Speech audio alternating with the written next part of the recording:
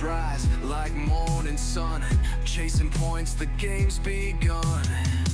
Big decisions week by week, fantasy glory's what we seek. Pick your squad, the clock won't wait. Captain choice will seal your fate. Two enthusiasts breaking it down. Fantasy kings, we're taking the crown.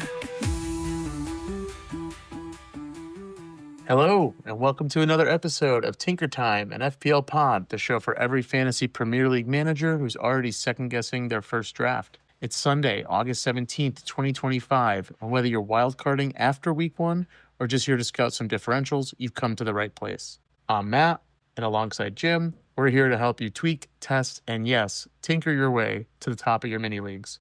We'll break down the best value picks, fixture trends, and hidden gems, so you don't have to stare at your squad screen in despair. So let's pop the hood, crack open the spreadsheet, and get tinkering. James. Good evening. It is a good evening.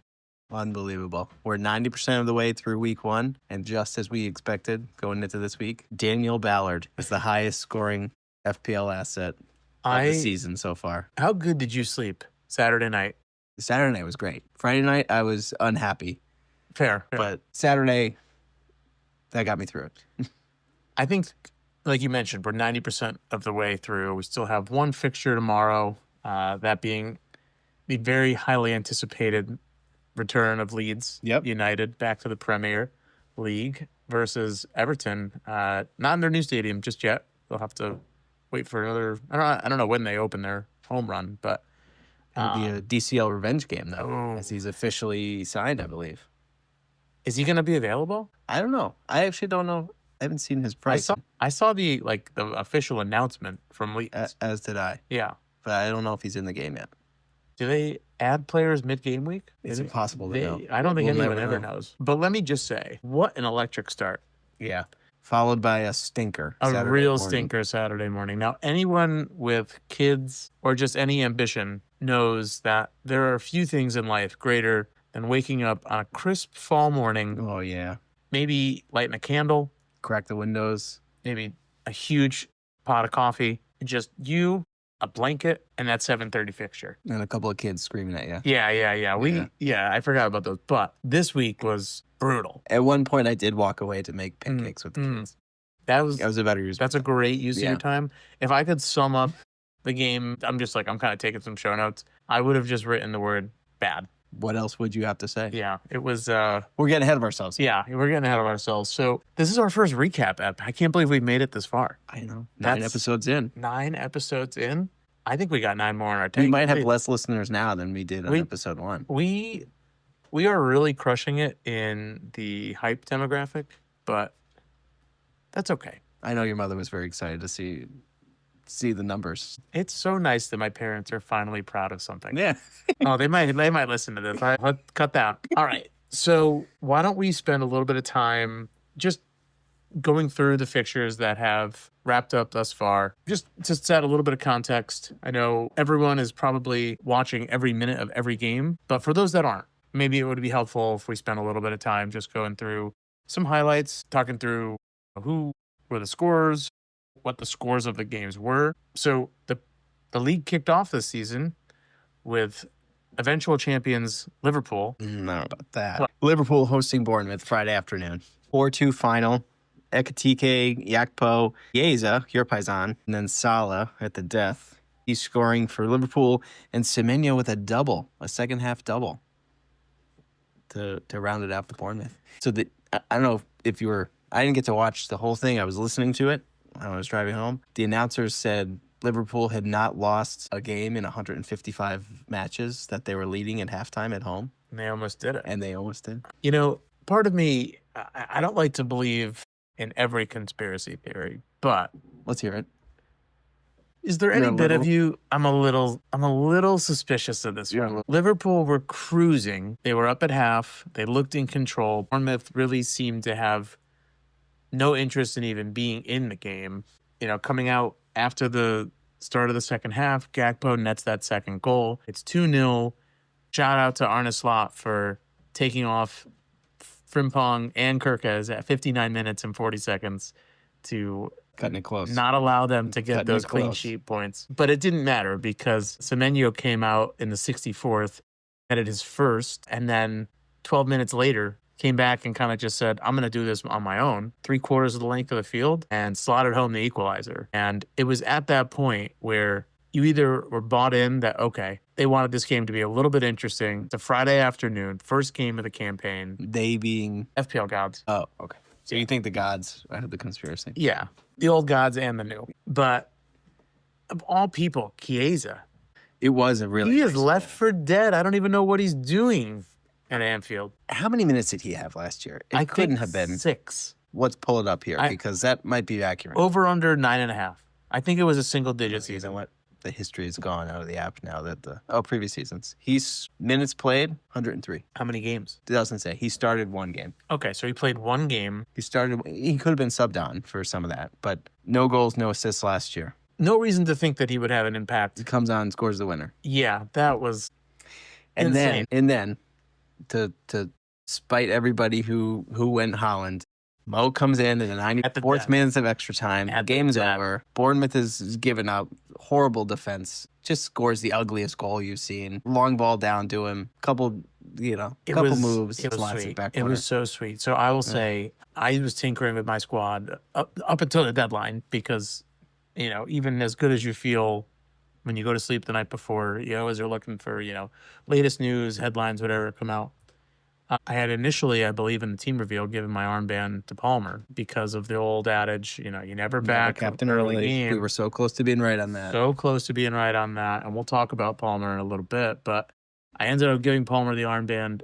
Sorry, Salah. I ended up giving Salah the armband, and he repaid me, which was great. Yeah. Like you said, folks didn't go Salah. It wasn't like they got completely burned because Holland did return. Really, the only guy who blanked was Palmer and his buns. So I think the biggest takeaway, or maybe biggest surprise, was Ekatike. Opening goal, assist in the second to Yakpo. He looked good. He looks really really good. good. He looks really good.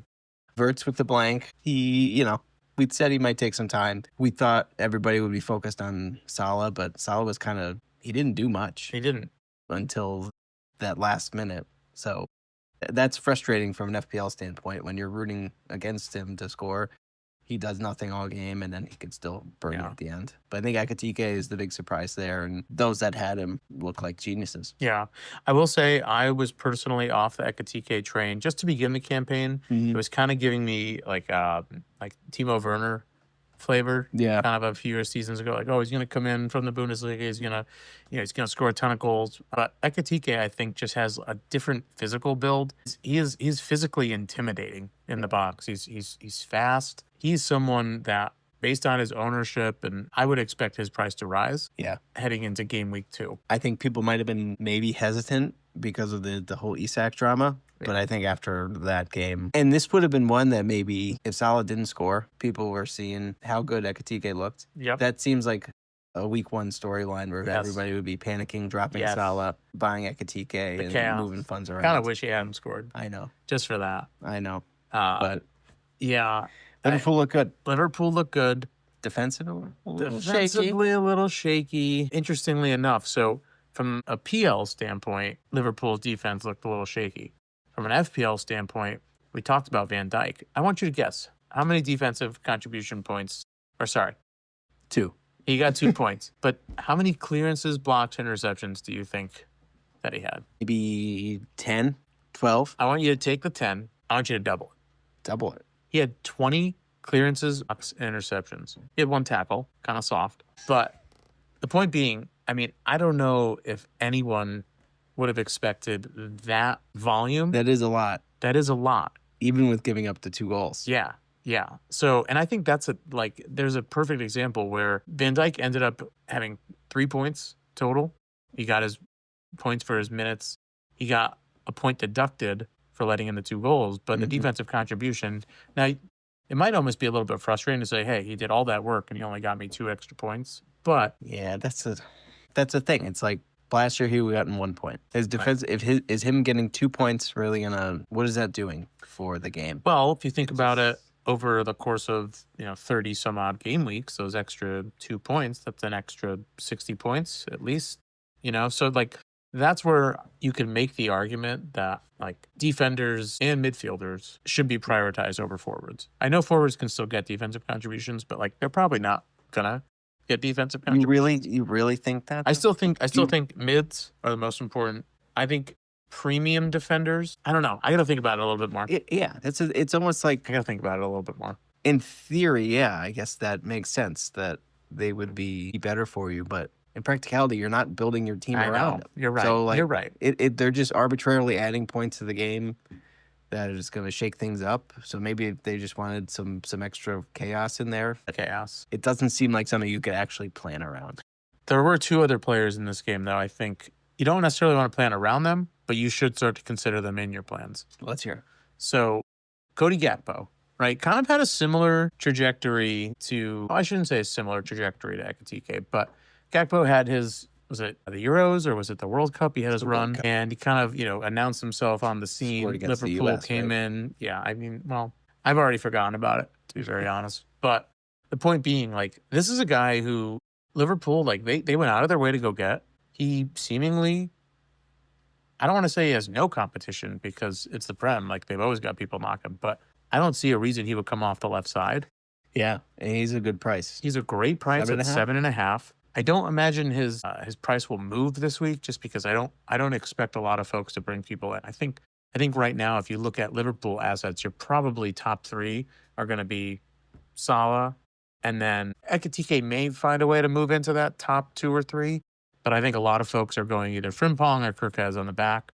Maybe they're splurging for Allison just to get that defensive cover. But Gakpo could be incredible value at 7.5. Yeah, I could see a lot of people dumping Verts to move down. Yeah, save the million. Maybe use that to get Ekitike up top. Yeah, I think because without Isak, Gakpo Right. really doesn't have much Right. competition to force him out of the squad. Yeah. Unless they only play a top and play 3 midfielders. Yeah. I don't know why. I they would imagine after that Isak's price performance. just went down. Sale price? Yeah, because Probably. why would Liverpool? No, Chiesa coming on. Oh. Super sub Chiesa. Fetty. No, I said there were two guys. So we talked about Gakpo, Semenyo. Yeah. So Semenyo had a phenomenal end of the campaign in 24, priced at 7 mil. He is someone, and you know this, I actually had him in my squad. You did. And then the news about Morgan Rogers came out, his flag went away. I said, this was a guy I had in my squad, week 1, first draft. I'm going to bring him back in because it was just his injury scare that made me move away from him. Hindsight's always 20/20 in FPL. But Semenyo could be that guy at Bournemouth. Seemingly, I mean, Evan Nilsson's going to be, I think, on pens primarily, but don't quote me on that. Semenyo's electric.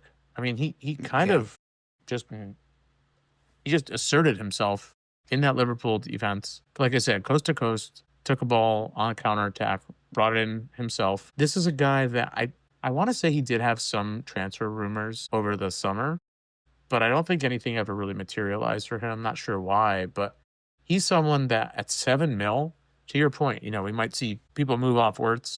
If you could save $1 mil, if you could save 1.5 mil, and that gets you to, that gets you from Fulkrug, say, for example, to Ekitike, or from Evan Nilsson to Ekitike, or someone who kind of impressed week 1. These are two guys that I expect to be nailed. I expect to be included as far as the team's attack, and they're always going to be that goal threat. Yeah.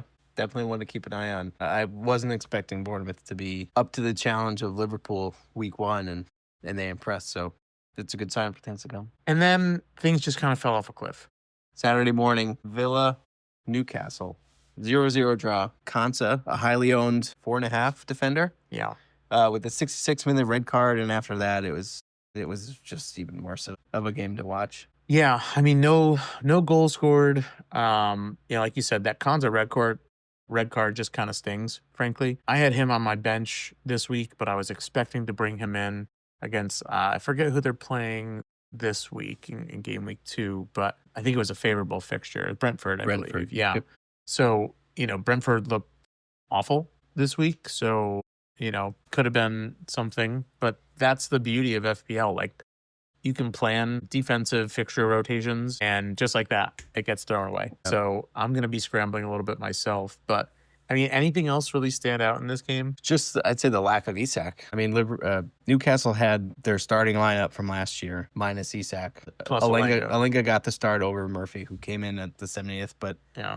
they had Gordon up top. Terrible haircut. It's so bad. So bad. I was a big fan of him in previous years.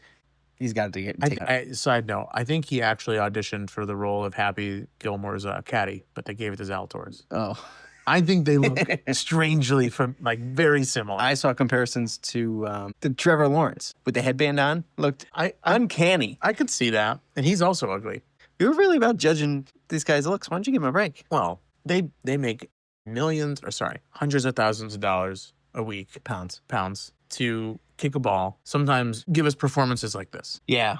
Really nothing noteworthy. Yeah. I will say Villa's lineup, kind of nothing surprising there. Your man you were hyping up all offseason came on as his late sub. Yeah. Malin. Really no threats. Cool mustache, though. Pretty good. He almost looks like a villain, a Bond villain. He, maybe he wants that kind of caricature. No, but I will say, at least looking forward, right? So, how can you feel about Villa assets going into next week? Newcastle, they're not a pushover either. Tough team. If this game team. If this game ended 1-1, is that really going to make you feel much better than a game that ended 0-0? I think it was just a lack of action. Yes. But from an FPL perspective, I don't think there was anything from this game that really made you say, hey, I'm going to move off Rodgers. I'm going to move off Watkins. We know a lot of folks have them in their squads. Kanza is just kind of unfortunate. Yeah. But they did have a straight red, kind of had no choice. He might be one that's affected by price because he's a nailed 4.5 starter. What's his ownership right now? Take a look. After the as of 9:30 on Sunday night, he is owned by not nothing. Right. But are you going to burn a transfer week 1 on a guy? But people are going to wild card. That's blow so it true. up. So he could be affected by that. Normally I would say no. He's a 4.5. You probably have cover elsewhere. But just because of that early wild card panic that we always see, could be one to watch out for. Yeah. But luckily hopefully you could just store him on your bench and play somebody else. I would say Newcastle, they just need Isak. They don't look as threatening without him up in that striker role. Like you mentioned, they started most of their first choice. Trippier looked good. He looked healthy. Livramento was electric out there on the left-hand side. Harvey Barnes had a few nice runs in the box, but really, not much of a threat. He and Gordon never really connected. No, they need to. They play the same role. Yeah. So it's But I would say just if you have those Villa assets, Villa didn't get creamed here. It's not like they lost 3-0 and now you're panicking because their defense is in shambles and they lost their starting center back. And I think if you own Villa assets, I think they're still favorable going forward, especially Rodgers and Watkins. One thing to note, if you're looking at who started in keeper, and we're a pronunciation pots, Bizet. Or is it Bizot? It feels French. We should check. He's from the Netherlands. Oh, okay. The Flying Dutchman. So Emmy was serving Emmy Martinez should be the starting keeper. There were a few rumors that he was going to go to United, but he was serving his 1-match ban from the last game of last season. Of course. So I don't really see Bizot as the starter moving forward. It's possible if Emmy Martinez leaves that Bizot could slot right in, but if they're going to sell Martinez, they're going to, assuming, make a decent return on that sale, and they may still go spend and go get someone else. So who knows? But I think right now, just as it stands, Rodgers, Watkins, even Tielemans, we saw him kind of float around a little bit. He was active in the attack up top, but he's also dropping back. But he's one that always has a wonder goal and gets you excited. But So enough talking about a 0-0 game. What do you think? Let's move on. Okay. Next one was frustrating. But I'll be honest, I did not watch this. I was watching Spurs. I thought you committed to watching every minute of every game this season. I did not. I committed to watching Sunderland. You did. Son of a bitch, you did. So we're talking about Brighton and Fulham. Yep. Now this is one, so we think about FPL assets. The big name for Brighton, for me, is De Kuiper. So he started out on the left-hand side, defender, 4.5 mil priced, had his clean sheet up until the 96th minute. Brutal. Brutal. Brutal way to lose Absolutely it. brutal. Muniz, who I believe is actually still rumored to leave Fulham, which just kind of rubs a little bit more salt in the wound because this is a goal from a guy who, I mean, I guess his price just went up, but Not a consistent starter. not a consistent starter. There were rumors of Baliba heading over to United, but I from what It's I have still read, happening. you think it's happening? I think it's happening. Big price tag. Big price. I think I saw over 100 mil. I mean, just I don't want to get too deep into it, but if United are calling, Brighton should listen. That's a lot of money. They could spend it very wisely. Yeah. The one name I would say on Fulham, well, let's talk about Fulham for a second.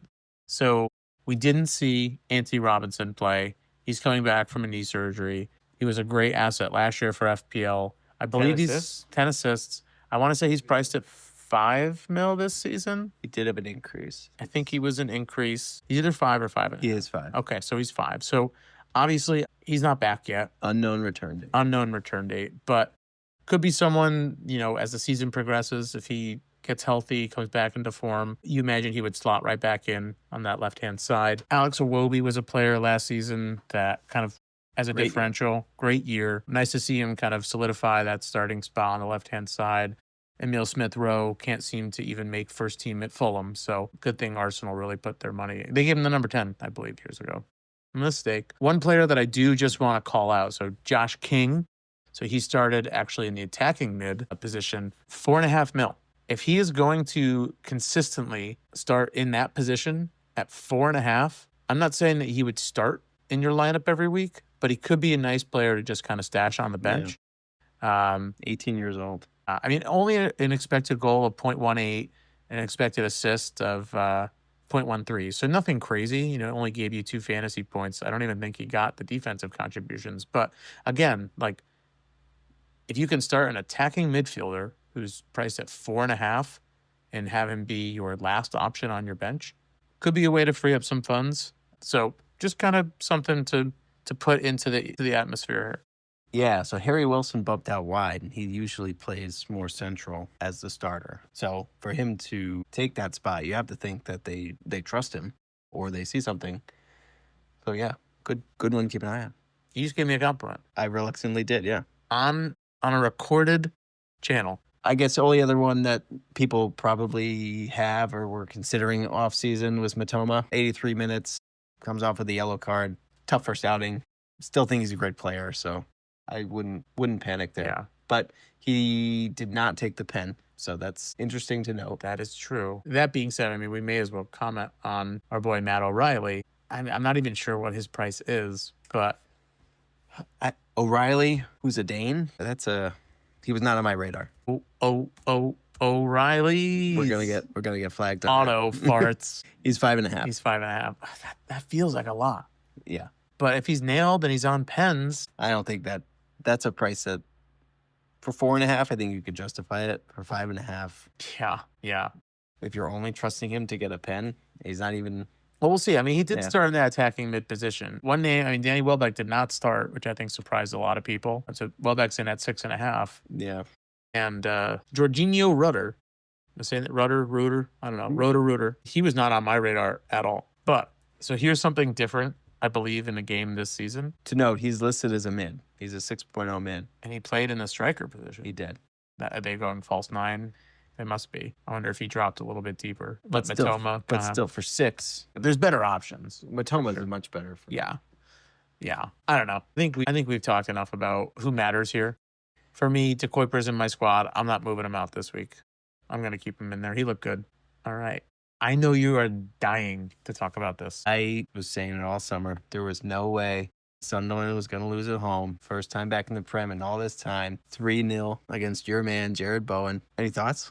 Well, I will say that I'm very glad that I moved off the Aaron Wan-Bissaka and Joof train. Joof? I don't even know how to... Malik, we'll call him.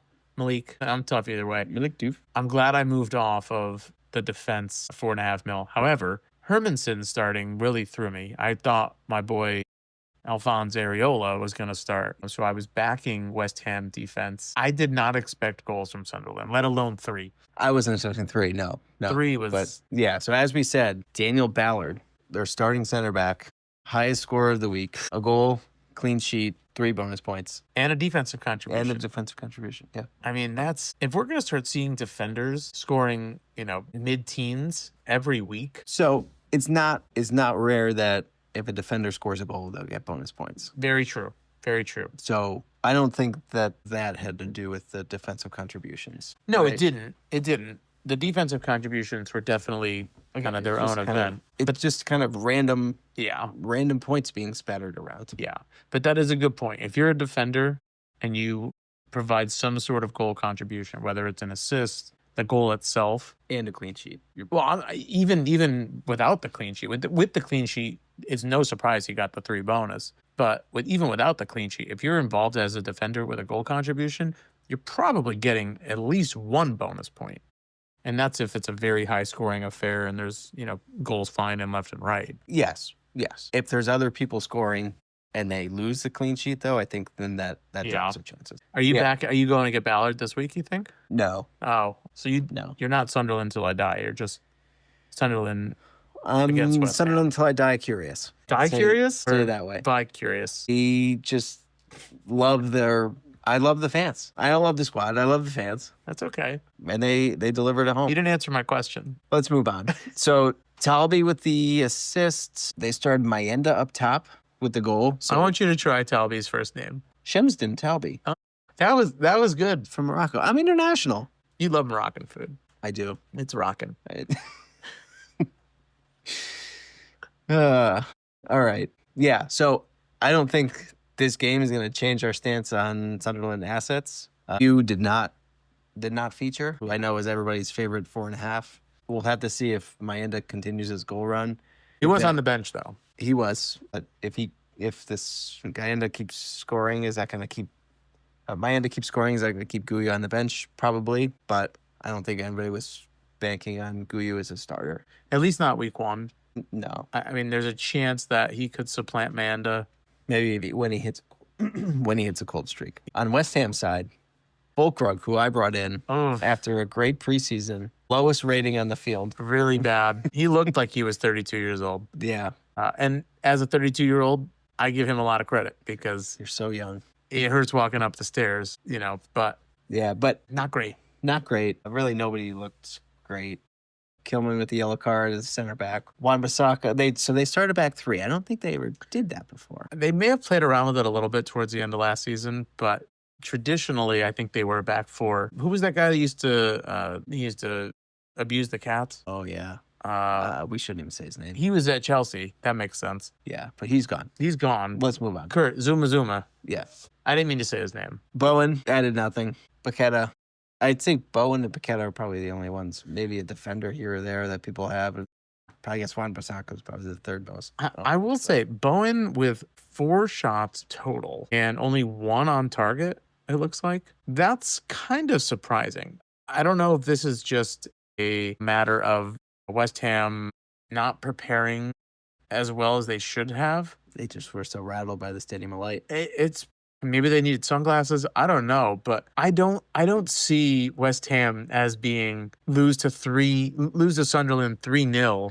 Well, let me ask you this. Bad. Why not? Look where they ended their last season. I just think. They haven't added anybody. They lost Kudus. Well, we'll talk about Kudus Okay, a little bit. but I just don't see where you're thinking West Ham are better than where they were last year. It's probably just the fact that I could name, 8 or 9 of the starting 11 for West Ham United, and I look at Sunderland. I see a Dingra. That's a familiar name. Granite. 8 years they've been waiting. And did you not hear me? You're right. I know. I should have let my emotions get the best of me. Yes. Yeah, it's my fault. I'm cold, but I think that's it for them. I think they probably should just never play another game this season. Take the 3 Undefeated. points, undefeated, and I don't think you're buying or selling Sunderland based on that. And if you have Bowen, I don't think you're selling based off the opening weekend. yeah. Now, we're not biased, but the next one was fun. Maybe the most comprehensive performance of the weekend. Spurs 3, Burnley 0. Richarlison with the double. The second goal was Phenomenal. So what stood out for you in this game? Because the result aside, I don't see how anybody who watched the game could say anybody but Kudus. I mean, he was phenomenal. he's electric. So- Taking guys one-on-one. Formation a little different than I think we anticipated. So Kudus was out on the right which was typically Johnson's spot. He played on the left, filling in for Son. And then Archie Gray with the start, center midfield, allowed Pape Sarr to get a little bit further up. Yes. Who I think is going to have a great season. I think Thomas Frank's going to give him the opportunity to succeed. Now, we're seeing major transfer rumors with Eze, who we'll talk about him in a little bit. But I think frankly, like this lineup, all I take it as they had an alleged game 3 days prior. That's true. And, it's a long season. We saw in that game against PSG, they lined up in a back three. Now, I don't know if it's just Thomas Frank's preference to go back three, or if they were kind of adapting to the opponent in PSG. But this was kind of that more traditional back four with, like you said, Sarr kind of slotting in that number 10 role, and Bergvall and Archie Gray, a couple of youngsters, just kind of wreaking havoc in the middle there. Bergvall looks good. He didn't look great last year. I guess I shouldn't say he looked good. He looked better than he looked last year. He looked like the game was a little bit bigger than his britches, and I just wanted to say britches. But Archie Gray, too. Like, even last season, just kind of, hey, Archie, can you play center back for us? We have no center backs, and he kind of did it and just kind of wore it. And maybe, hopefully, that makes him better for it. Yeah. I mean, they're both 19. For him to be the starting 19 center. 19 years old. Archie filling in as starting center back last year is... So maybe this needs a haircut. Yeah. He's not as bad as Anthony Gordon. But I think it's getting there. Brent Johnson needs a haircut, big time. Speaking of haircuts, I should have said this earlier. You got a haircut. Did you have any moment when you were watching Ekatike you think, ooh, this looks like late stage Dele Alli? Physically or just his play? Physically and kind of his play. With the hair, the frosted tips. In the moment, I didn't. But now that you're saying go back and take a look. Dele post-holiday. Like Jose Mourinho Dele. Yeah. Like what with dirty stash. Yeah. Dele. Thought he was going to come back. Yeah, he just got, I think, go back cut from Como. Yeah. He's dealing with some. But, okay. So just kind of bringing it back. Yeah. Nobody to talk about on Burnley. I mean, I think other than Esteve getting the minutes, which is really all you wanted from him. And Dubravka getting the minutes, getting that start. He also gave up the first corner off of a quote-unquote delay of game where he held the ball for 8 seconds. That's rookie stuff. That's brutal. But, he's got to figure out, he's got to evolve with the game. When it comes to Spurs assets, I'm fully in agreement with you. Kudus was electric out there. He even, tried to give a little flair for the home crowd. I don't know if you saw that touch he had on a cross. I think it was coming over from Spence. And just such tight dribbling. Not what I was expecting watching some of the highlights over the I'm very excited to see his campaign. Great balls in. So great balls. So Richie with the double. We don't expect him to be the starter once Dom is back fit. But that just goes to show how much value Kudus is going to bring to whoever's playing up top. Yeah. He's a menace. Yeah. He's a menace. I don't think Kulusevski's ever going to see the field now. Well, I guess maybe with Champions League rotation, but... Yeah, we'll see. I think, honestly, Kulu's biggest opportunity to get back in the squad is probably in the number 10, in that Sarr role, where Frank's got him playing right now. Yeah, but if Eze comes... there's no way. Yeah. To be fair, it's Burnley. It is Burnley. They looked great, but let's take it with a grain of salt. Yeah, these are games that a few seasons ago, like even last season, we're losing this game. Yeah. It was nice to go in, or we'd kind of just throw our dick on the table and say, listen, you're going to take this one, you're going to like it, and we're going to just move on. Either we'd go down 2-0 and then fight back for the draw, or we'd go up 1-0 and lose it to a draw late. Another dick smacking, Manchester City Wolves. Now, this one had some captain implications. There's a lot to talk about in this one. Yeah. So you want to start lineup? I think we start lineup. Set the stage. Because Pep Roulette is probably my second favorite roulette in the world. Close second to actual roulette. I also love real roulette. You want to talk Wolves lineup, I assume. Yeah, everybody's favorite, Strand Larson, sitting on an island up there. Oh. Didn't make the full game. I mean, I said it. Commissioner said it. Wolves are on relegation watch. Yeah. There's just nothing positive to even talk about. I have nothing good to say about them. All right, let's move over to City. So City lined up. So interestingly enough, let's start right in the back. Trafford. Ederson, I believe, is linked to Galatasaray. I think that's the latest. Try that one more time. I got a little frog in my throat. I can't say it. But that seems like it's moving. Now, City was also linked with Donnarumma. Yes. So I Yeah. think Ederson is on the way out. It would make sense that they would sign Donnarumma and ship Ederson out. Now, the question of who's going to be the nailed starter, I don't know. I don't think Donnarumma would sign if he's not guaranteed. But, City's going to have enough fixtures where they could say, you guys are going to alternate, or, Donnarumma's going to get the European competitions. Trafford, you're going to get, the easier Premier League games, and maybe, Donnarumma gets the top 6. I don't know. But we'll keep it. I don't think that one's here we go yet. But he didn't travel with PSG for the Super Cup. So, Correct. yeah. So We'll keep it. He's $5 million too, Trafford. It's a lot because he was supposed to be the starter. Yeah, but $5 million into City's defense. That's true. Like, I only have one 'Cause we- City. I have 2 City assets, so you're right. And I think we said like all of City's defenders are 5.5. Yeah. So now, if Donnarumma comes in the game, he's probably priced at 5.5. He's got the name for it. I can't see. Yeah, he wouldn't be less than. So Ederson. if unless you're positive Trafford's going to get those nailed first team minutes, if he's not, he's going to be a pass for me. But Trafford. Yes, but until the transfer season's yeah, over. yeah.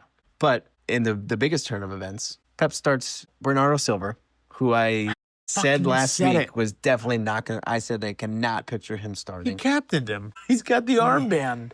So he started alongside Nico Gonzalez and your man Tajari Reindeers. Say his name. Tajari Reindeers. Say his name. That's his name. Titty reindeers. Along with Oscar Bob playing out wide on the right and Doku on the left. So I'd say that's 3 unexpected players, Silva, Gonzalez, and Bob. I Yeah. think most people were expecting Rangers to start. Well, so We were shocked we were expecting Marmouche to feature more. yeah, And then he only got about 30 minutes, I believe. Cherky, I think we were expecting to get the start, Yeah. right? So we So- would maybe think Marmouche for Gonzalez, Cherky for Bob. So I think this is Similar to- honestly like a little bit of like, Spurs Burnley, where like this is City playing Wolves, who should True. be really bad. There was also a late scratch, I believe, Guardiola, and I forget who the other player was that also didn't travel. I believe it was Ederson was ruled out late as well. So which now we know. Oh no, it was Kovacic. Kovacic and Guardiola were ruled out, I believe, Friday morning. So a few hours before the deadline, we got word that Guardiola and Kovacic did not travel to Wolverhampton. So a lot of folks have Guardiola as kind of their premium City defender. We haven't really gotten a lot of details about the injury. It appears to be a knock, so it's definitely possible he could be back for Game Week 2. We're going to have to wait for that Game Week 2 presser from Pep to get a little bit more details on what that injury is, how long he's going to be out for. But someone who did shine this week, Ryan Aït-Nouri, 10 points, right? 9. 9. Still pretty good. Nice debut. Nice City debut. Well, yeah, and I guess we didn't say it, but Haaland with the double, We're going to get to him. 13 points. He's just so good. He's phenomenal. But let's talk about, honestly, Titty Reindeers. Yeah, he's the frustrating one.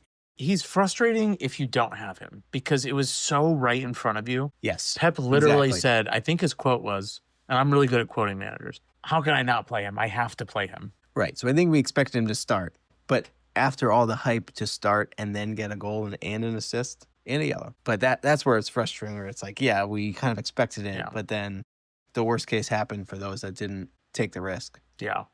He just solidified his spot going forward in week 2. Yeah. But if he wasn't 5.5, if he was 6 or 7, I think you'd be a little bit more willing to pull the trigger if he does have a run of blanks, because his price right now is just too good. This is the Morgan Rogers of last season. I know they're playing different positions, but at 5.5, if he's going to be involved in goal contributions, an assist and a goal. Yeah.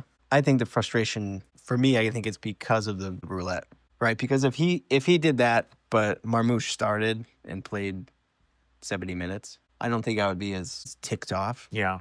because, at least I had the chance to score. But for Bob to start and Reindeers to then get the points, that's where it's frustrating. It's confusing for me because I feel like if Rodri was healthy, Reindeers wouldn't start. But I don't think, like, Reindeers isn't playing the same position as Rodri. I Like it think almost Silva wouldn't start. So let's play this out. Like if City were, they have a lot of injuries right now. You look at their injury list; they've got 7 players. I don't want that to are hear about injured. City's injury list. Well, but no, I'm not feeling bad for them. I'm just trying to figure out Pep Roulette. So we can look at this back line, right? We can pretty comfortably say Ait Nori probably has that left hand side locked down. Guardiola was injured. He should be in there. But where? I think he's going to play in that left center back. Ait Nori's going to have room to roam. And I think actually Mateus Nunes, who came on in the 66th, I think would start normally where Rico Lewis started on the right-hand side. I think Pep has actually said that. So that leaves one center back. They'll probably rotate. It could be Stones. It could be Diaz. It could be Akanji. It could be Ake. We don't know. Like if you know the answer to that, then like go to the casino right now, throw it on, a number that's going to hit. Now, Nico Gonzalez, I don't expect him to get heavy minutes. You don't think Pep sees him as the replacement for Rodri? Well, so that's where I think he might be one that we have to plan around, and maybe he and Rangers are the starters. But Silva and Bob are really and Doku are where the 3 rotation is going to hit. It's possible. The other thing I would say, and obviously we don't have, we don't have the inner workings of Pep with us here, but does the Rodri injury alter their formation? Right? So does Rodri being off the pitch basically kind of give Pep some creativity in how he has to play? Because you can't you can't plug someone in. We saw that, right? City faltered last season without Rodri. Yeah. So the reason that I bring it up is Rangers getting more of an opportunity because Rodri's out. So Rodri, who would shoulder a lot of the load and where, Nico Gonzalez played, but Nico isn't what Rodri is. So I don't know. He'll be back soon, though, right? He should be back within the next weeks. 3 or 4 weeks, but so maybe after international break. Probably. So maybe it's 3 weeks we have to deal with this. Then we'll get a better idea. Hopefully, for my sake, Rangers doesn't continue to score. Silva doesn't start, and Bob goes back to wherever the hell they keep him. I think Bob and Rico Lewis, you can pretty comfortably say they got the start because it's against Wolves. Doku might be able to get some of those minutes on the left. Or I would think Marmouche getting those minutes mostly. Or Foden when Foden's healthy. Or Foden. Yeah, Cherky's an interesting one. I don't know if he would slot in Oscar Bob, but enough about these guys because they aren't really in City's long-term plans. Holland, he just keeps doing it. Yeah. So we said Holland was our favorite captain pick. He did outscore Mo. He was a boom. He boomed. He did not bust. He boomed. He boomed. 2 booms. He's basically my only goal or point contributions for the week. Yeah. So I have to hope he keeps this up. And everybody who went Holland over Mo are going to have the advantage, unlike last year. I hate to say it, but sometimes just don't overthink it. Like, it was staring at us right in the face. It was so easy this season to get Salah and Holland in your teams off the rip together. I know. Liverpool and City, the big scorers. We shouldn't have been surprised. We should not be surprised.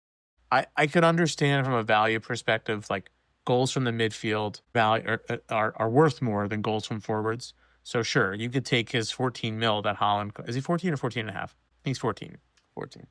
You could go get, 2 players for that price in the midfield, and it would be Semenyo and Kudus, and you'd say, wow, that's better than Holland and Josh King at 4. And I'm just picking a random name, but I already regret not having Holland in my squad. And I think we knew that. Everybody who was trying to justify it was always afraid that in the back, it's the same with Mo, right? I think most people don't have both. I think most people have one. I know some people that have neither. And some people have neither. The FPL Black Lab. Let's see how long you can stick with it. It's going to be a long season. Yeah, I'm not ready to pull my wild card yet. They looked good. I think we knew they were going to look good. They were going to retool after last season, and they did. All right. So just kind of keeping with the tradition, it seems, this season of the first game being an absolute dud. An unfortunate dud because it could have been a nice win for Palace, but Chelsea Palace 0-0. VAR called off a wonder strike. What was the actual ruling? Like Mark Guehi was he was like 1 meter too close to the wall? I don't know. I don't think I anyone watched the knows. replay without any sound notes. It's week 1 and VAR is already a shit show. Gorgeous. I know the Palace, as they had a free kick, top of the box, gorgeous. Future Spur. Eberech. His teammate may have nudged a little bit, create a little room in the wall. Subtle love tap. And he just spanked it into the back of the net, and then it was called off. So realistically, they should have won. Well, I shouldn't say they should have won 1-0 because Chelsea did have plenty of late chances that they botched. Yeah. They chotched. I mean, frankly, Chelsea dominated this game. They should have won. They should have won. They had an expected goal of 1.6. They had 19 shots compared to 11 for Palace. 2 big chances versus only 1 for Palace. 110 passes compared to 168 for Palace. Palace were absolutely willing to just dig in, sit in, and just kind of take whatever Chelsea was going to throw at them and hopefully bend, not break. And they did just that. So credit to Palace. Dean Henderson, kind of that anchor in the back line there. He, I believe, is at the $5 million price point. He isn't necessarily somebody I think that I would reach for, but Palace are historically not an awful defensive team. I feel like they go through through some ebbs and flows, Yeah. for sure. Munoz got his classic yellow card to just you had the clean sheet. Did you need the yellow card? That's something to keep an eye on. He loves to accumulate. So they did go back 3. I think Chris Richards was on the Tinker Time AI team. He may have been. We'll take a look at that later, too. The clean sheet. Okay, he potentially leaving still. I also saw rumors of maybe Real wanted him. Who? Or Gahey. Gahey, sorry. And then Pamplemousse LaCroix solidifying the back 3. They looked good. Mateta with the yellow card. I know we were saying that he's a differential. A lot of people liked him. Some good runs every year, but an unfortunate start. Runs every year. Every year.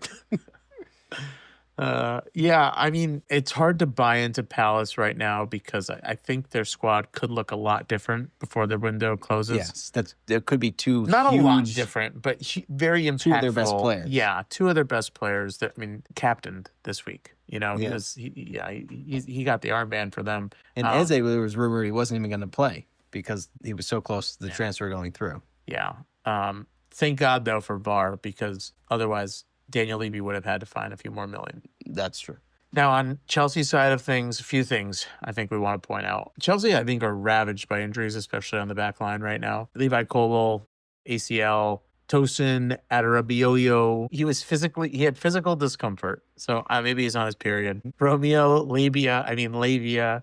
He had a strain injury. So he's someone that you could see slot back in the center back in an emergency. Badia Shields got a leg injury. I think he's going to have to amputate. So, I mean, the point being... Wow, you really seem grim. Well, it doesn't matter. Chelsea have 3 million players. They can tap into what seems just a bottomless pool of players, but the ones you want to pay attention to. So, Mark Cucurella on the back line, got his clean sheet, but he had 2 shots. I think 1 was on goal. He's going to get pretty forward, but nothing really showed. So I think he's priced at 5.5. He's 6. He's 6. So I think James is 5.5. I think you're right. It'll be interesting to see kind of how his relationship with Gittins up top, Jamie Gittins. So he had the start. Then got subbed off. And my Chelsea correspondent is saying this other guy is supposed to be... Estevao was supposed to be pretty good. Yeah, I mean, he's only 18, so I don't know how much of an impact he's going to make off the rip, but... He's 6.5, so he's not somebody you're going to bring in and hold and give some time to. You're going to wait until he makes the squad. Now, interestingly enough, so Moises Caicedo, who was a very popular DEFCON pick in the mid, I believe he is priced at $5.5 million. I think at one point I had him in my squad.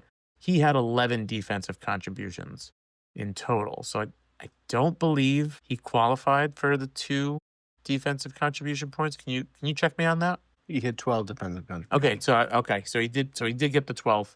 So he got his 2 points. Plus his clean sheet points. So it's another thing we got to keep track of. So he has 5 points, which previous years you'd say, oh, he had an assist, but it's 1 for the clean sheet, 2 for the defensive contributions. So Caicedo, again, at that $5.5 million, could be someone that if you see these consistent returns, not to say that, he had 1 defensive contribution, he's going to have him for the next, 37 games, but someone who was pretty highly targeted, who should benefit from the defensive contribution bump up. We'll see how that plays out. Nice to see João Pedro getting the start up top. Didn't necessarily perform. Liam Delap came in the 73rd minute for him, but... And he blew a late chance. Yeah. But I think when it comes to, having confidence, João Pedro, I believe, was one of, if not the top selected player going into pretty close to the deadline. He was maybe top 3. And for me, I was shocked at that because I always felt like he was never guaranteed to start. 54.5, 54.9 I mean, at the moment. that's really high. That is high. That's really high on a For a player Chelsea who squad that's loaded.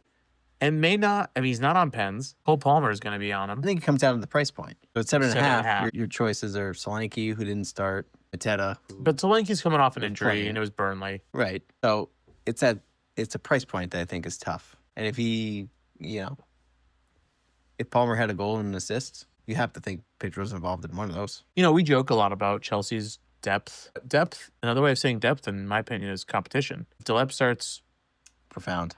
deep, Look at you. deep. But no, in all seriousness, I mean, if Delop starts, impressing on the training ground, if he gets those opportunities in his limited minutes, if he's going to come in and get 20, 30 minutes a game and he starts putting in some goals, you could see João Pedro's minutes get impacted. We'll have to see how that plays out. What do you want to say about Cole Palmer? Nothing. Had a couple chances. It was not his best game. No. I think I saw a stat. He hasn't scored from open play in like 4 years. 4 years? It's not 4 years, but it feels like it. Well, this is my first time owning him. So for me, it's been 1 week. Yeah. And I am not happy. Yeah. I mean, 4 shots, none of them on target. So, you like to see him put something on target. But, Yeah. I mean, at the end of the day, I think Cole, I'm on record. I think he's going to break 300 points this season. Yeah. I'm not concerned about I'm not it. moving him out yet. No. I'm not He's- moving him to Saka or anything like that. I think he's a set and forget. Maybe you're not. We said he's a captain choice. Maybe that we don't go that far in the future, but I think he's not somebody you want to miss out on. Yeah. Moving on, the other game this morning, Nottingham Forest 3-1 over Brentford. So some interesting tidbits in this game. Are you want to start with Nottingham or Brentford first? I mean, you got to start with Nottingham. Hand up, we were wrong. They get the nod? We were wrong. Chris Wood, 2 goals. Somebody that we kind of said last week. Okay. 20 goals last year. But hear me out. 20 goals last year. His XG was like 13. Yeah, he had an expected goal. I mean, I guess expected goal for one game is a little bit skewed, but 0.95. So he's already overperforming his expected goals. Right. That first goal, it just kind of felt him. It was a little bit of a scramble. Great technique, great form to, bring the knee to the chest and, kind of just put it in the back corner there. But, Step at the right. it's just, he can't be stopped. I think he'll be stopped. He played Brentford. 7 mil? 7.5. He's 8, right? He's 8. That's what we were saying last week. He was priced for somebody who scored 20 goals. Right. You're right. 7.5. 7.5. Just split the middle. But again, like if you could pick Chris Wood, who's nailed, or João Pedro, Chris Wood just scored 2 goals. I would still pick João Pedro. Ooh. Okay. I just don't love Nottingham Forest as a squad. Gibbs White with the assist on one of them. Former Spur. Yes, former Spur for that 2 or 3 days. But other than that, I mean, I don't love anybody else that I would bring them in. Yeah. I know a lot of people are still on Milankovic. He lost his clean sheet due to a late Brentford goal. So Nottingham defense was very interesting because you saw a lot of folks, and we mentioned Murillo as a differential at 5.5, someone who could come in. I picked him, but I didn't pick him. It was a terrible differential Example, but an example nonetheless. You put the effort in. I put the effort in. But one name I want to just touch on. So Elliot Anderson, defensive mid, priced at 5.5 mil at Nottingham, was someone who was touted to really thrive and kind of benefit from that defensive contribution. Only had, did he get the points for it?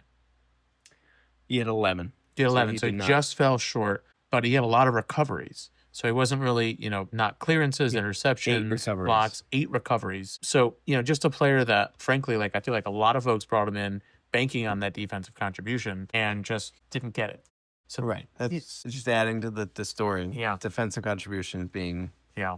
I don't want to say irrelevant, but it's just adding unnecessary chaos Yeah. to the expected points. Nottingham defense looked great. Looked like it was going to be an amazing return up until that 78th minute pen. I believe Ola Aina was actually the top scorer from Nottingham's defense at the time of the clean sheet. I believe he is also only priced at 5 mil. So if he's going to be nailed on that right-hand side, he could be a player that gets you into Nottingham's defense if their defense is for real. I'm with You're you. correcting your differential take that he is a differential. He could be better, yes. But I don't know I don't know how I feel about him just overall. Like, is he really going to be involved in the attack? You know, it's going to be interesting because if Nottingham can recreate their defensive magic from last season, he did win the most duels in the match. Do we really? And we're not talking Yu-Gi-Oh. Do we really think they had defensive magic last year, or are you just skewed because Milenkovic contributed a lot? I think Nottingham had a pretty good defense last season. At least they gave off that appearance to me. Right, but that's where appearance and numbers. That's fair.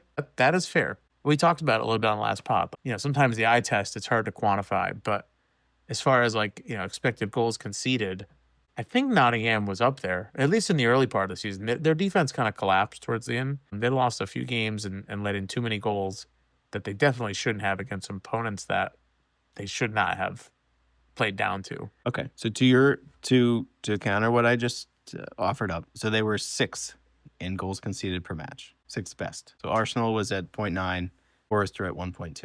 That's so you are pretty right. good. You are right. But that's kind of like Nuno's calling card. I mean, he was a former keeper. You know, he's even when he was at Wolves, he had a good defense. The problem why he couldn't really win at Spurs was because we had no defenders, and he wanted to play defensively. Listen, I am on record. I don't think Nottingham Forest are going to plummet in the table. Can they make it back to Europe this season? I don't know. Right, that's the thing. They're playing in, And they're playing in Europe, so they're going to be stretched thin. they could be.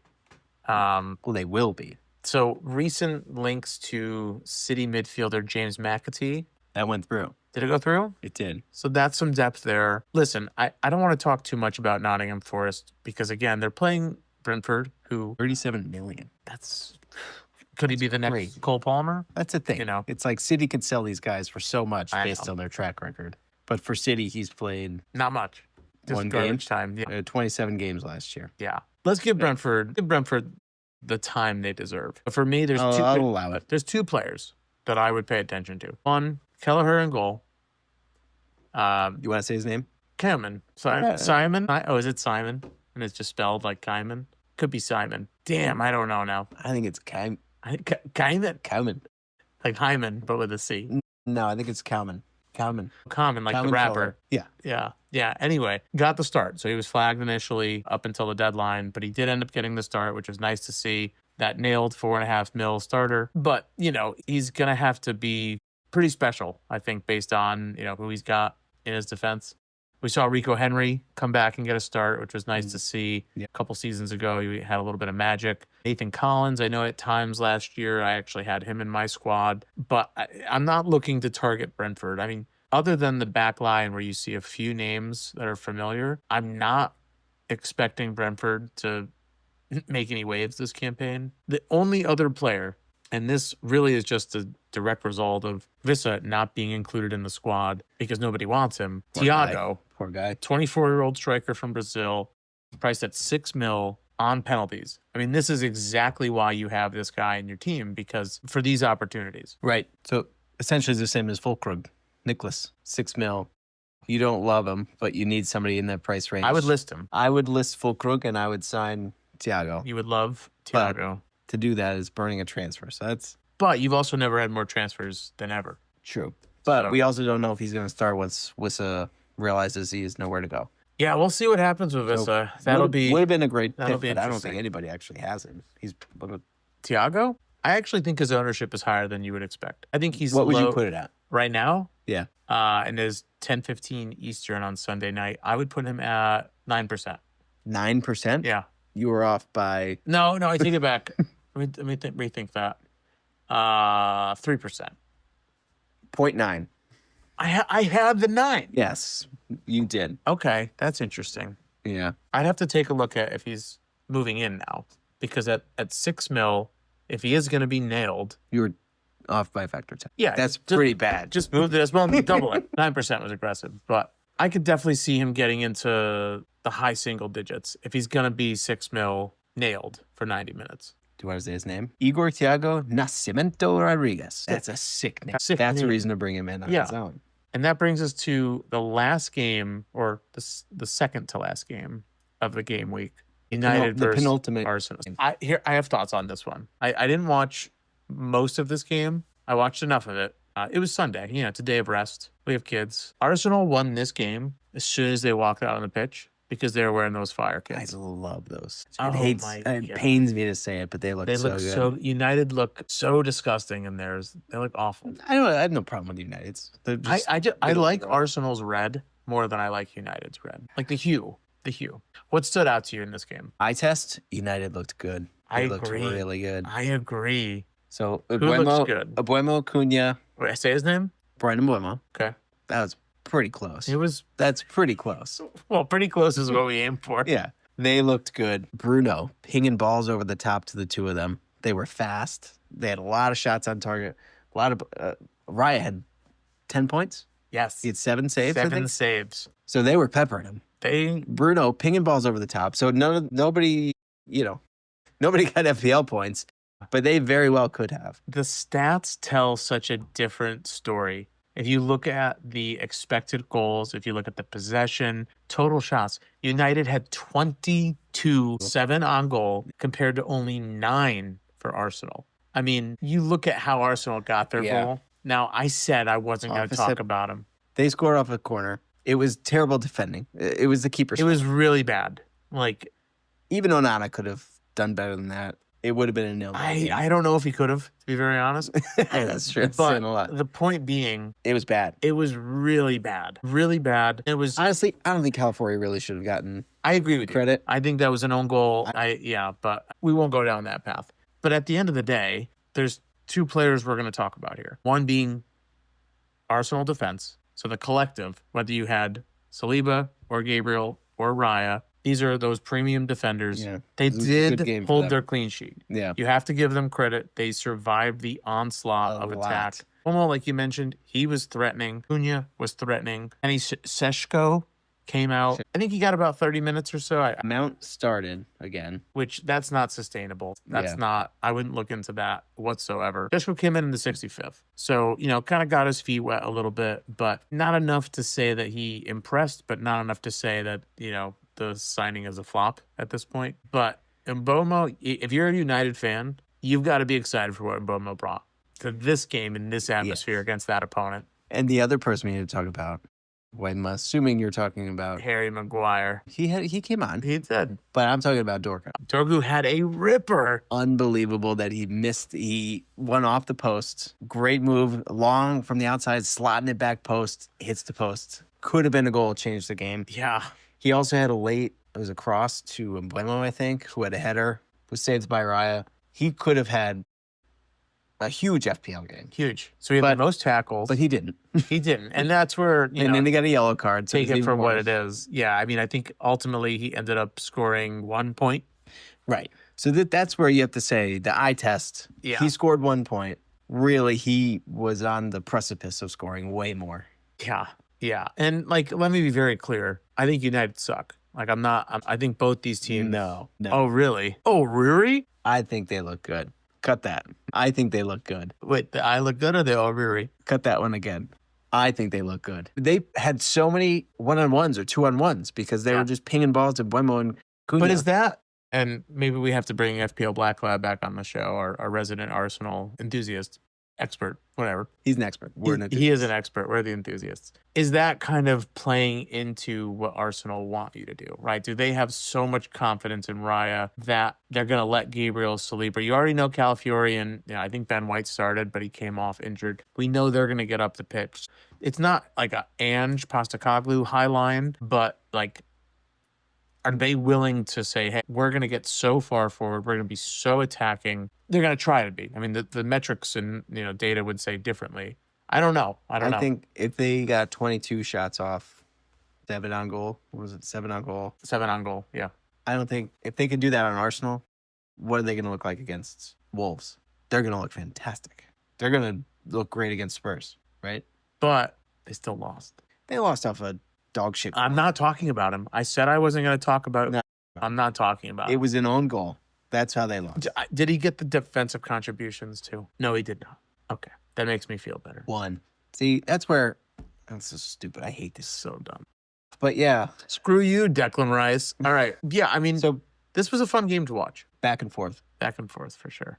But as far as FPL stands out, Raya justified his premium price tag. Odegaard didn't really do a ton to impress. Shot. Yeah, Nice save. Yeah, a couple nice shots, but, again, didn't return. I think he's priced right now, I want to say at 8 mil. So not really fully in that premium tier, but a little bit more expensive than some of your cheaper midfielders. Zubamendi, I think, handled the Prem, kind of in his debut, but had 7 defensive contributions, 5 recoveries, 2 clearances, an interception, a block. So he was filling up the midfield there. But someone I would pass. I think I saw a few drafts that actually had Zubamendi in their squad, which was I know there was one at least. Yeah.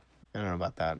I don't know what you really. I don't know what's in the water up in that Boston area, but I don't know what you're looking to get for 5.5. Yeah, Aka I think was disappointing. He had a chance late that was blocked. Yeah. DeLitt came in. I think it was DeLitt came in right at the end. If he was a half second later, probably would have been a goal. But yeah, only one shot. Plenty of touches. 40 touches, but only 2 in the opposition box. So credit to Dorgu, credit to Shaw. Everyone helping out kind of on that right hand side, but Saka was basically neutralized, and he we don't know how much, is he coming off of that knock where his ankle kind of got a little bit messed up, but talk about neutralized and maybe neuterized. Ooh, Mr. Grigorev. Oh, maybe Spade. I heard he had the most hair touches in the game, 21 hair touches. He loves his hair. That's a lot of hair. Touch. But yeah, 9 mil did not justify his price so far. Ekatike is making him look foolish. Yeah. By being priced half mil cheaper. One weekend. Who knows? I think that wraps it up for obviously Leeds, Everton are tomorrow. We figured so it wouldn't be too many updates on that one. Not too many off the Figured rip. we'd jump in tonight and get everybody up to speed. What's your biggest surprise here? I know we kind of talked through everything, but like which player or result stands out to you? I think United's play surprised me. I was very afraid of how Cunha and Mbeumo would slot in and how Bruno would play with them. But I think the speed, they looked great. Even without scoring anything, obviously. I will give them that enough to, be a legitimate threat. I don't know yet. We'll see. I think for me, my biggest surprise, results kind of held other than Sunderland. I'm not going to say they're my biggest surprise because, they had all the workings and makeup of like, this is going to be a nice upset and we're going to welcome, kind of have our re-entrance into the Prem. Maybe Palace, Chelsea coming off of that fake tournament, fake news. I did not expect a 0-0 draw. And frankly, Chelsea deserved, well, I shouldn't say deserved, but they lost this game. Palace scored more goals. Palace defended well, made Chelsea work a little extra for it. Is that a little bit of like, just summer European international hangover? Or I don't know. We'll have to see. But I will say though, it's like Chelsea have so much money and like they're going to go get whoever they need to. They might even be trying to make moves right now. But if you have any money left over, you should consider donating to our sponsor for this episode, the Human Fund. That's right. This episode is brought to you by the Human Fund. Charities, some plant trees, some feed the hungry, some save the whales. The Human Fund, we cut through all of that. We give money directly to the people. Not programs, not foundations, not complicated bureaucracies, just people. Because people need money. And money needs people. It's that simple. Founded on the holiday spirit of giving and a little Costanzo creativity, the Human Fund is to become the go-to solution for those who want to appear generous without actually exerting any effort. It's fast, it's vague, and it looks great on a holiday card. So this year, skip the scented candles and corporate fruit baskets. Give the gift of the Human Fund. Visit humanfund.org and use the code TINKER, TINKER, for a 10% boost on your first donation. The Human Fund. Money for people. Back to the pod. All right. So just to recap, because I'm sure everyone, is either loving their squad right now or freaking out because they completely blanked, or you might be like someone who's just kind of middle of the pack. Just to recap. So one thing the FPL app does, it's pretty nice. They'll show you the team of the week. It usually updates every day during the game week, so you'll kind of see that develop. So usually wait until the end, pending the results of the Leeds-Everton game. Jimbo, who do we have for our team of the week thus far? So in the back, as we said, Raya, 10 points off all those saves. Back three of Ballard, Calafiori, who was given the goal. Maybe shouldn't have been a goal. And Rico Lewis with 11 points. Midfield four of Semenyo coming off his double. Kudus of his double of assists. And Tajari Reindeers, who... What's his name? Tajari Reindeers. And then O'Reilly at Brighton with 10 points. Coming out of nowhere. Definitely, I don't think anybody in the league... He was selling auto parts last week. Anybody in the league has him. Up top is a front three of Richarlison off his double. If you didn't see a second goal, go back and take a look at it. A beautiful scissor kick there. Chris Wood overperformed. And then Holland probably underperformed. So are you gonna bring all these guys in now, wild card? So if we want to just quick talk on our teams. You want to go first? I'll go first. So Holland I had Captain Holland, so I have 26 points from him.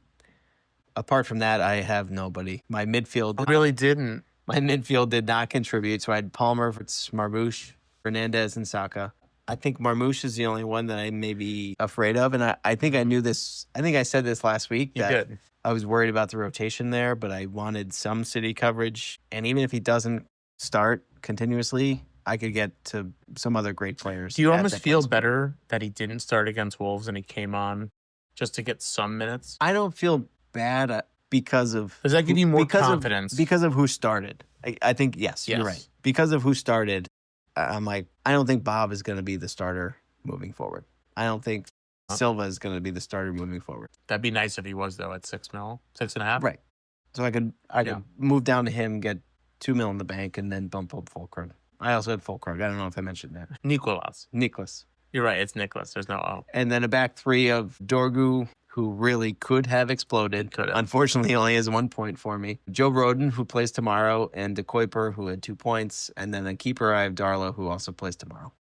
If Leeds keep a clean sheet, I could have another 12 points there. I'm not expecting much. I have 6 points on my bench that I really could have gotten, I guess. You think Roden starts? Well, I guess it wouldn't matter. It wouldn't start, yeah. So my bench isn't set up to get it in, but another 6 points on the bench. That's fitting. So I guess takeaway looking forward, the only one I'm hesitant on is Marmouche and probably Fulkrug. But I could shift around my funds to bump up or bump down and then bump up in the front. Currently, how about you? Underperforming the average points of 51. Yes.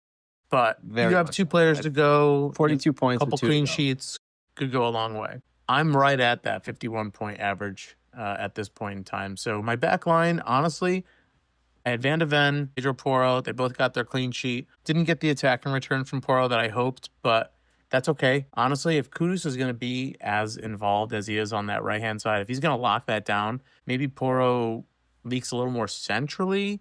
I don't know. We'll have to see. Because if Kudus is going to demand that space to operate like he was, I don't want Porro up there. Kudus was electric up there. Right. But again, maybe you could jump. Certainly. Maybe you could bump down and I could get maybe Spence bump down, get Jetty. Yeah. Like I said, De Kuiper, I feel good about it. I mean, that was a 96-minute goal they let in. You know, that's very Spursy. My midfielders, so I had Mo. I gave him the armband. Rewarded me for sticking with him. Palmer, I'm not ready to move off him just yet. Florian Wirtz, he's one of those that, like, I know when we talked about him, you know, we were really excited. At 8.5, we felt like he was going to be a steal. We could see him, you know, being, seeing his price kick up, and then we were going to kick ourselves for not getting him. He's going to be someone that, frankly, he's on a very short leash with me because he goes against my usual stance of, let me see you do it in the Prem before I really buy into you. And that's kind of where I am with Gakpo now, right? Like Gakpo at 7.5 would open me up to a few other players, that extra mil that I would get from selling Wirtz to Gakpo. You're still getting that Liverpool coverage. You're probably getting someone who is a beneficiary of what Wirtz may provide. So we'll see how long I stick with Wirtz. But, you know, game week 1, don't want to make anything too rash. My boy Reindeers, 10 points. We talked about him already. Feel good about that. Morgan Rogers came on. Like I said, I was just glad he came back healthy. Same with Ollie Watkins. Slinky got some garbage minutes towards the end, but I think Thomas Frank is looking forward to game week 2. Spurs have a huge matchup against City, which Spurs always play them tough. So we'll see what happens there. As far as my keeper goes, I mentioned Areola blank, so Dubravka came on. That's why you always want that 4 mil keeper to be nailed, so you do get those backup points just in case. Ezri Konsa was on my bench. You know, he had I think he was at a 5-pointer, and then he got the red card, so he dropped down because he had for the clean sheet, and then the red card knocked him down. 66-minute clean sheet. Yeah. Okay. So tough there. Knows is on my bench. I did not expect Chelsea to blank against Palace.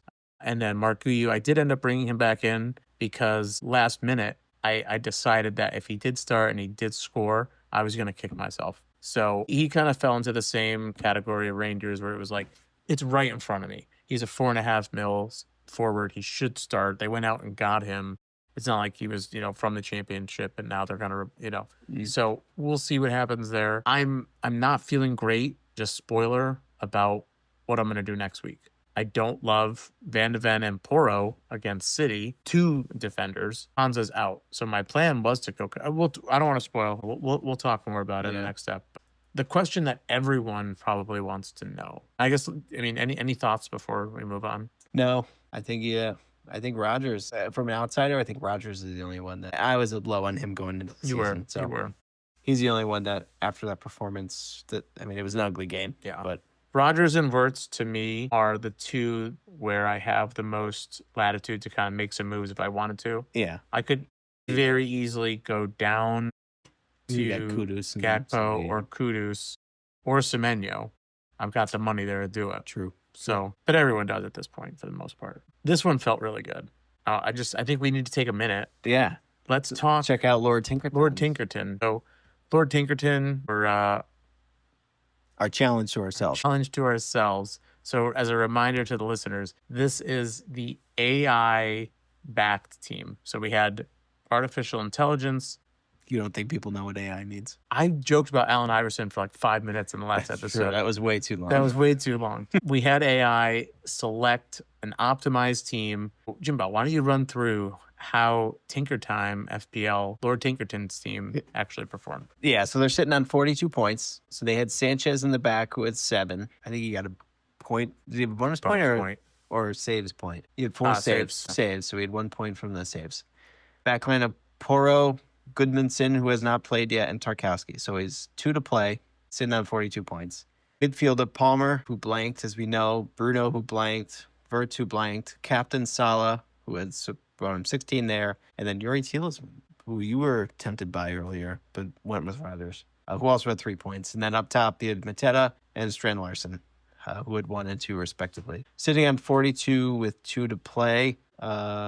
That is exactly the same as me. Yeah. Did have Richards on his bench, so if Goodmanson doesn't start for whatever reason, I'll bump up to 48, which would actually outpace you. How does that make you feel about yourself? Yeah, but the potential of my team was so much higher. That's so true. Your boom or bust was way higher than the AI's. So just as a reminder for folks, every week we are going to have AI select the transfer that they may or may not choose to make. True. So far, round 1, the humans are on top. Yeah, we still have some hope, but we'll see. If Jimmy blanks here, could be a tough transfer deadline for us humans. All right, so moving forward, players that stood out. We talked a lot about it during the recaps, but just kind of taking a look. Do you want to maybe start with defensive contributions, or do you want to talk attacking? Let's go attacking, because I think that's what people are really going to be moving in and out. I think the big surprise is Ekitike. I think he is one that we're pretty confident. What do you mean by surprise? Are you really surprised that a number 9 had a high expected goal contribution? I think that he outpaced Salah. He outpaced Wirtz. You think he looked better than Salah? I think he scored better than Salah. He scored better than Wirtz. People were the opposite on that. But I think at his price, I think he's likely will rise. I could see anybody with Gyökeres bumping down before either of them switch points. Gain or lose a 1/10 of a mil. So there's a few names that I think stand out for me as far as who to avoid, right? So like long-term play, Charleston, obviously, for Spurs, had 2 goals, but only had an expected goal of 0.79. To be honest, that second goal was incredible. So you kind of have to have seen that goal for the context of why his expected goal is still under 1, even though he scored 2. I'm not looking to bring Richie into my squad ever. Although at 6.5 mil, if for some reason he does lock down, let's say, the starting spot on the left-hand side, where Brennan Johnson was, if his form is too good to keep him on the bench. Or if Dom is injured, who Or if Dom gets injured. has a history of. Richie seemed to link up with Kudus pretty well. It seems like something that they may try to recreate in future weeks. I think, as you said, Gakpo probably will get a price rise. I could see people dumping Verts for Gakpo. Same team, you're getting the same coverage. You're saving yourself $1 million. The other name on here that I agree with you. I don't think the metrics necessarily equate to the eye test. Brian Mbomo. It's only an expected goal of 0.52. He was electric out there. I mean, clearly, just you could tell Amarim's game plan was beat him on the counter. And if that's what Mbomo is going to do, I'm not worried about necessarily him being off penalties because he's very fast. Yeah, great with the ball at his feet. United has the personnel to peg those balls in over the top through the back line. They're going to put balls in places that you've never seen. Well, maybe you've seen them before, but. And really, you could see people dropping Bruno for Buemo to gain $1 million. Oh, yeah.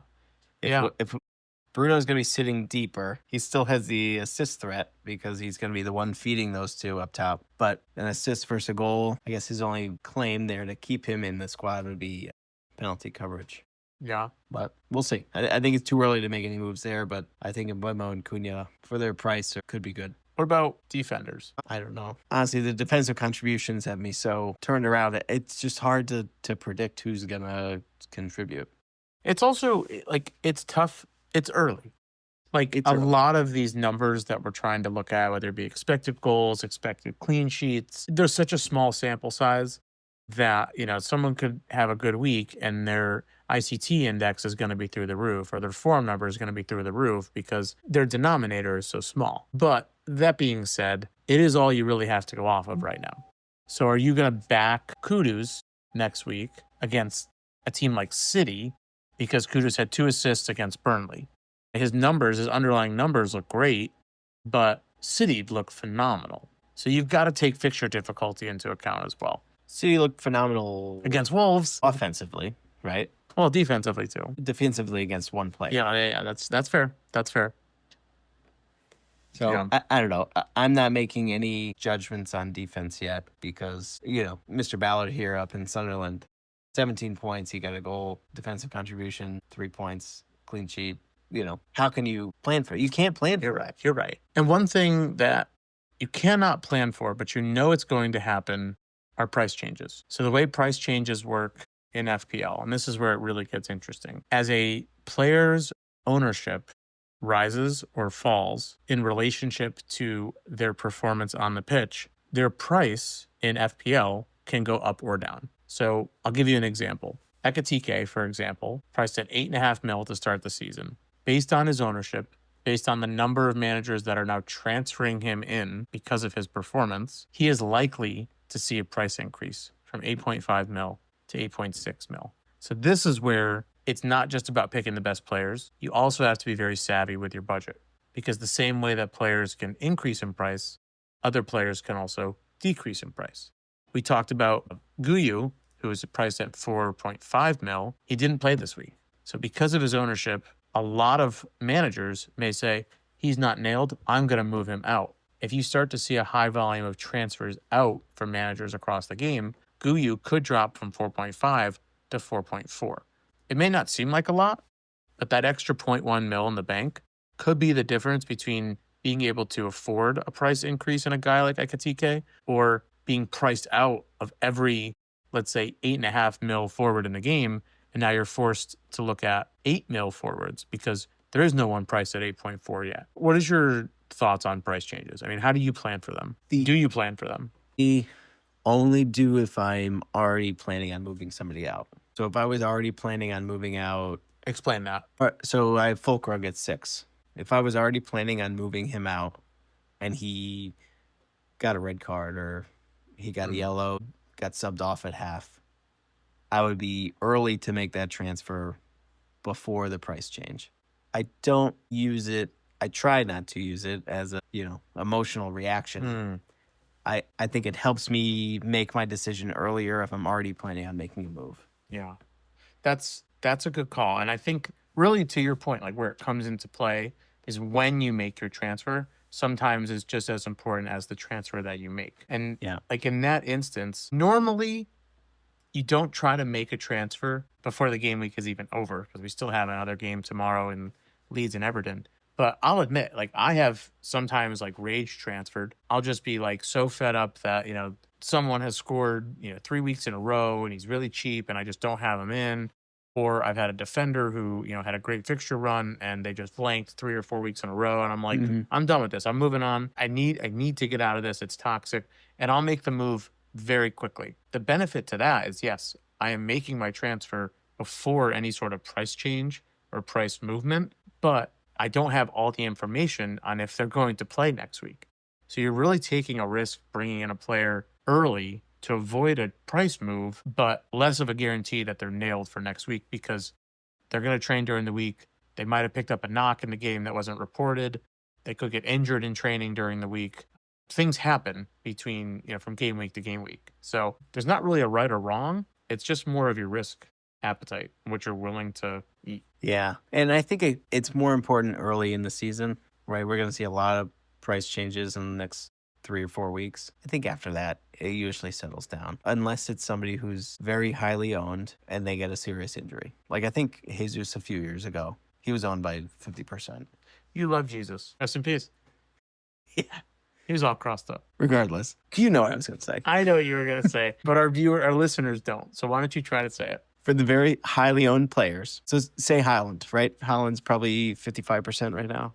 Is he that high? 26. I was wrong. That's worse than my power of 10. That's 2. Just double it. Double it. Okay. Say he tears his meniscus tomorrow. Rest in peace. Good God. Not an example. Do not. Oh my God. Cut that. Let's move on. Let's just wrap it up. All right. So cut all that. Cut all that. All right. Okay. So, having said all that. So I think the people that are really going to be targeting a price increase is Ekitike and Semenyo. Maybe Kudus, but he has a tough fixture, so I don't think anybody's going to be bringing him in. And then really anybody who blanked is, you can't predict what people are going to do, but I think Verts is probably one that people are going to get off of and move to Gakpo. Yeah, okay there, man. Yeah, I'm good. But we'll talk more about price changes and on our Thursday night pod, who's moved already and who we think is still on the precipice of going. Yeah, plug the socials. I'm dead. All right. So just a reminder, you can follow us on YouTube, Apple Podcasts, Spotify, anywhere. We're on Instagram. Feel free to drop a comment. Send us a screenshot of your team. We'd love to see what you guys are doing and any early changes that you're looking to make for going into game week 2. Also, I'd like to shout out our Tinker Time podcast league. The top of the league, we have Jim Aram, scored 69 points so far. Huge week out of Haaland and Salah. He has both. He also had Wissa, who is an interesting choice, given that he wasn't even playing. But he also had Saliba and Raya. So 69 points with 1 week in, and still has better to play. Great job, Jim Aram. So we'd love to see some more people join. Spread the cheer. And I think we've got 10 people in the league now. Oh, yeah, we're double digits. Yeah. And let's shout out bottom of the league. Connor, first round IR, 35 points. He went with the no Haaland, no Salah strategy, and his game week score is reflecting that. He's 35 points, there's nobody to play. Best of luck next week, Connor. But thanks for joining us here in Tinker Time. Don't forget to like, subscribe, and drop your captain pick in the comments. And we'll see you ahead of next game week. Happy tinkering.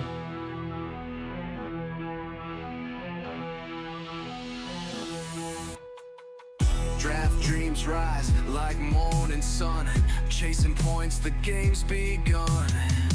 Big decisions week by week, fantasy glory's what we seek. Pick your squad.